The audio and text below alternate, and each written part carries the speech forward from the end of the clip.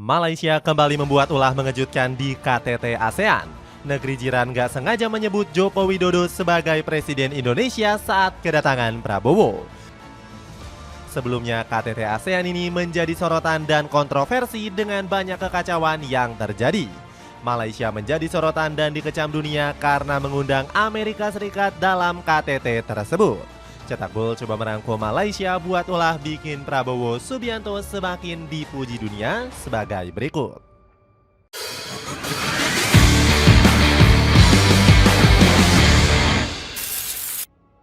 Membuat ulah di KTT ASEAN bikin publik geram.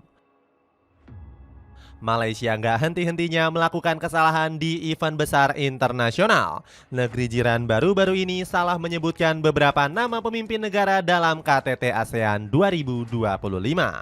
Kesalahan ini juga dialami oleh Presiden Indonesia yakni Prabowo Subianto. Radio Television Malaysia atau RTM malah menyebut nama Joko Widodo dalam sambutannya. Sontak hal ini menimbulkan gonjang-ganjing di kalangan masyarakat Indonesia. Pasalnya, Prabowo sendiri sudah mulai menjabat sebagai Presiden Republik Indonesia sejak bulan Oktober 2024. Mereka menganggap kesalahan ini sengaja dilakukan Malaysia karena terlalu terobsesi dengan Indonesia. Sebab ini bukan kali pertama negeri jiran melakukan kesalahan di event-event besar. Sebelumnya, Malaysia pernah melakukan kesalahan fatal di SEA Games 2017 yang lalu. Saat itu, negeri jiran memasang bendera Indonesia secara terbalik saat negara lain dipasang secara benar. Kejadian ini pun melukai hati rakyat Indonesia dan gak akan pernah melupakannya. RTM akhirnya meminta maaf kepada rakyat Indonesia dan menyesali kesalahannya tersebut. RTM memandang serius perkara ini dan tindakan sewajarnya telah diambil. RTM akan terus meningkatkan kawalan editorial dan semakan fakta bagi memastikan setiap maklumat yang disampaikan adalah tepat serta berintegriti. Tulis RTM. Anwar Ibrahim selaku Perdana Menteri juga menyampaikan permohonan maaf atas kesalahan medianya. Prabowo Subianto yang mengguncang KTT ASEAN. Kesalahan RTM kenyataannya nggak membuat Prabowo dendam.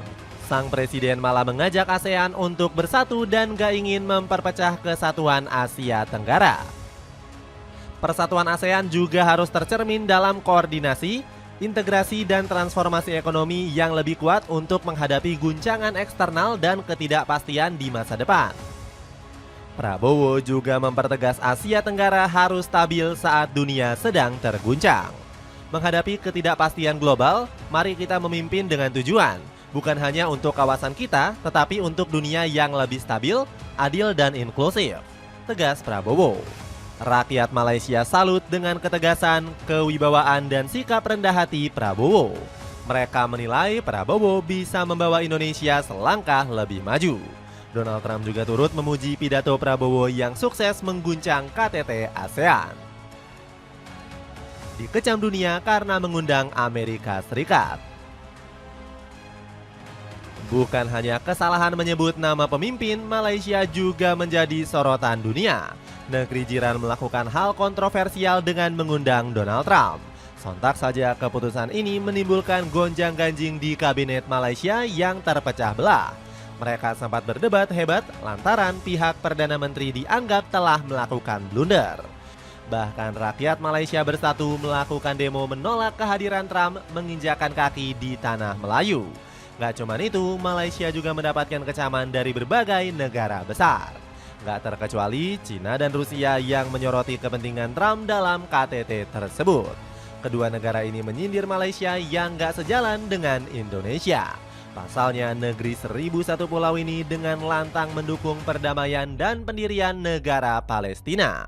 Bahkan Prabowo berani mengatakan hal ini di depan Trump yang selalu pro-Israel.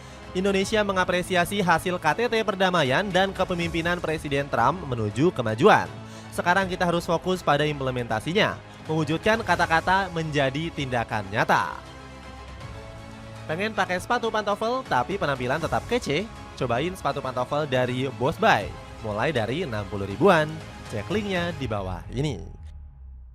Itulah ulasan Malaysia buat ulah bikin Prabowo semakin dipuji dunia.